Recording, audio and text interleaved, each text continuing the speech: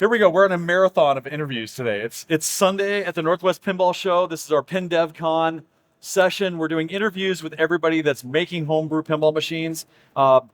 Quick shout out to CoinTaker and Planetary Pinball. They chipped in to fund our little get together last night. We all got to hang out, play some homebrew games, have some drinks, and we all made it through. And we survived this morning. So I'd never met you before. Like, we got our whole homebrew roast set up. Well, actually, introduce yourself first before we get too far into this. Spencer Holmes, and I brought the Futurama games this year. Yeah. So this Futurama game, I didn't even know existed until somebody's wheeling it in going, where do we put this? And I'm like, what is it? It's like, it's Futurama. And I'm like, Futurama? Like, what is this? So there's a lot of people making pinball machines. And there, like I've said before, there's times where like I felt like I knew every game ever happening because I was paying attention to everything. This one completely slipped by me. And a lot of us here are pretty dialed into things. We were all surprised at not only like somebody bringing a homebrew project we hadn't seen before, but one that was so finished, so complete artwork-wise. Like, I mean, it's always work in progress. How you play it. But, I mean, still, it wasn't just like a whitewood with the word Futurama written on it. That was a big deal. So tell us about how you got into this project and why you picked Futurama. Like, bring it in. Tell me about it. Yeah, so it's definitely a different story than most people probably have. So about more than 15 years ago, a guy named Evan Kaiser built the game. He took the board set and the wiring and all the lights and everything from a Superman game from the 70s and built a custom cabinet, custom playfield. And it was his favorite show. And he was, and he realized, Superman, Futurama, same number of letters. That'll work with the lights. So he implemented the art and everything on the game with the poster from the original movie. The bottom third of it, as I have it now, is the same as it was before. And then he also had the ship the platform, and originally it was a motor that just went one direction for the servo. And he put together. He had some acrylic tubes he had and stuff, some plastic ramps he kind of molded himself. Right. And it was never in public. He kind of homebrew, had his house, but there wasn't. It was 2005. Okay, there wasn't any of the stuff we have now. Yeah. Yeah. So unfortunately, he passed away in 2021. And his family lives up in Bellingham, and they got his collection of games along with Futurama. And they said, they'd been kind of looking for somebody to give it to, but they didn't want to give it to somebody to be scrapped for parts. Yeah, exactly. That was their one requirement, is we'll give it to you for free, but we want you to make this game. Oh, wow. Understandably, you're going to have to change some of it. Yeah. But and he had done some really inventive things to get it to work. Like, he had literally taken a card DVD player with the screen, and it wasn't part of the game or the scoring but he actually had switch wired into the buttons in the DVD player. Okay. So you could hit the switches and it would play scenes in this little TV in the back of it. And it was super great. Like, and by the time I got it, it was totally broken, wasn't working. But I was like, I love that he was like trying these innovative things to get around all the limitations he had. That's a great starting point. I mean, that's a lot of us have like picked up random boxes of parts from others and stuff like that, but to be able to take a project and basically carry on the legacy of it and to appreciate some of those innovative things they were trying to do way back then, that's really cool. Yeah, and that really kind of, so my goal in doing it was to keep there were so many things that he had were just like, this is awesome, this is delightful. Like, you could tell he really struggled to implement it. Like, even with like the spinning, that was a really tricky thing to get to work in both directions and count fast. And so I thought that was fascinating. Like, even the way that you described how it's integrated. I mean, talk about like, the character hitting and losing attention. Talk about that. That was brilliant. Yeah, so so one of the main points of the game, and some of this is code now, some of it's down the line, but basically there's the full 8 main characters. I don't include Scruffy. If you're a Futurama fan, I'm sorry, Scruffy's not a main character, but I love him. So I've got Fry, Leela, and Bender up at the top, and then I have the rest of the crew on the side. And the characters all have levels and experience, and as you hit the targets, depending on which one is, and kind of the drop targets take less hits, because you can't hit them as often, right? And so they all have levels, and the first level they advance just increases the ship multiplier so it starts off at 75 points. Once you add crew members to the ship, then it goes up to about 600 or 700 per spin. So that goes up a lot. But every level after that per character is a unique reward. So for Hermes, for example, every time you level him up, it's a bonus multiplier just for that ball. Right. So you get, initially there's kind of this the tactical thing of, okay, do I try to get him a lot in one ball, or do I save that until I have a good for ball 3 and then I start? Okay. Or for Zoidberg, for example, if you hit, and that's not even a level thing, but with the Zoidberg target, I was trying to kind of play off the character in the show. Sure. And he's always very kind of needy. And what about Zoidberg?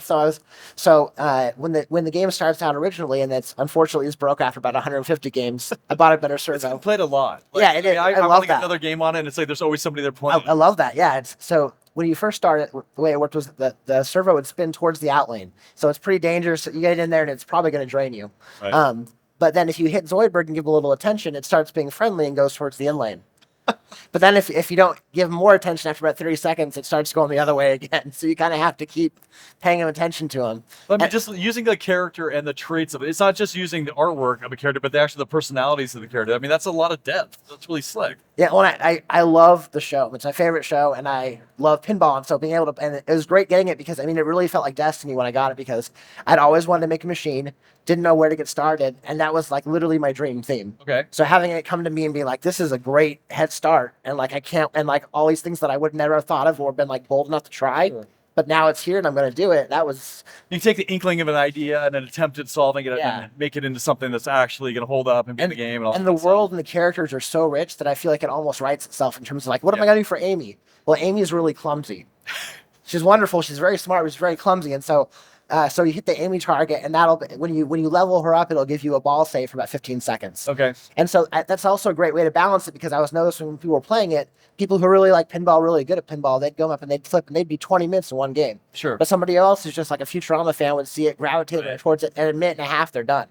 So since it's leveling up and it gets harder to level it up, you can get those ball saves really easy at the beginning, but later on in the game, it's not going to help you at all. That makes sense. So Okay, so you talked about like how you kind of inherited this project as a starting point. So like skill set wise, I mean, like we just met this weekend, so I don't know anything about you. So before you got into working on this pinball machine, skills wise, I mean, are you an engineer, a programmer, an artist? Like, definitely not a programmer. okay, So I'm an amateur artist. I have like other projects of like writing books and stuff too, Okay. but not, and I did HVAC for 5 years. And Okay. so I know electrical stuff. I'm not scared of electricity. sure, So that okay, helps because, occasionally but yeah, so, and I also, I'm an operator. I bought my first pinball machine about 2.5 years ago. Okay. Now I have 8. oh wow, just sprinkled all over the place. Yeah, so I have some of them out, some of them at like a friend's shop, and just kind of, some of them at home. Yeah.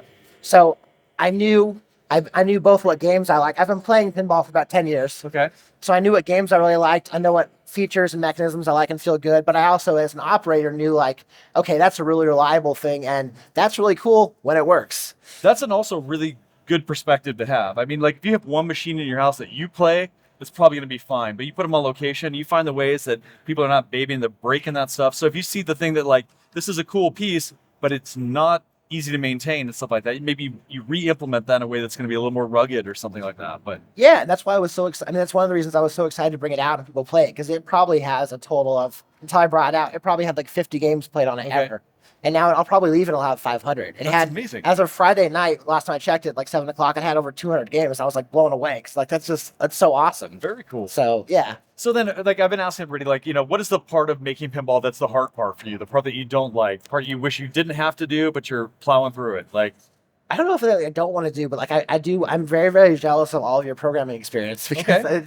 talking to people and I'm just like, I come from game design, or I make video games, or I know code, I'm a programmer. I'm like Right. really jealous because that's the part that's really a struggle for me. And I'm really grateful for Mission for that, because Mission does make it a lot easier. right. I mean, other than HTML, I've never written code before, and even that was 15 years ago in like high school. Yeah. So that's Well, I mean, you've got a game with a good story to use as like motivation to solve. I mean, that's how I've learned everything. It's like I need to know how to do this versus just learn a bunch of skills and trying to apply it. So I mean, you've got a good game, you've got a legacy to build upon with this game. we've got a good reason to learn. Exactly. That helps a lot. And I think so. So we've been asking other people, like, you're building this game, been working on it for a long time now. Like, do you aspire to ever do this again?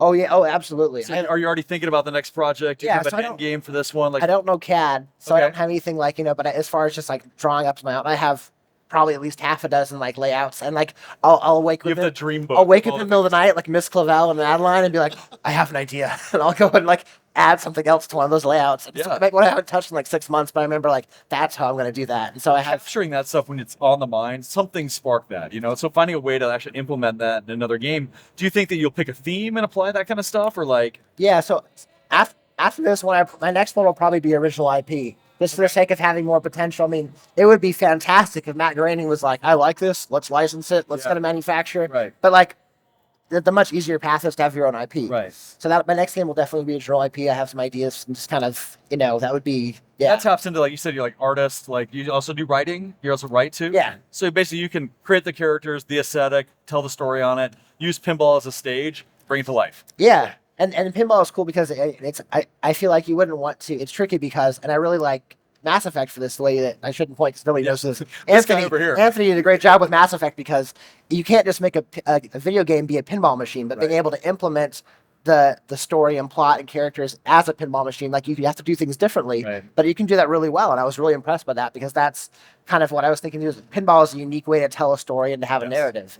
And that'll be really fun to do with my original idea at some point. I'm looking forward to that eventually. Dude, I would love to see it. So it'll be here when it happens. Well, I mean, so this is the first time we've met, our first PinDevCon at this show. It's been amazing. Pinball show. Like, see you again here next year. We'll probably see each other in the meantime along the way. So thanks so much for hanging out for another talk. Like, again, PinDevCon, we've got our sponsors, CoinTaker and Planetary, for making sure that we're all well drinking-ish, whatever the word you use for that. And a place to hang out and something in our hands. Have a community. So, yeah. all right, I'm out of words for right now. Aaron Davis, Fast Pinball. Have a good day.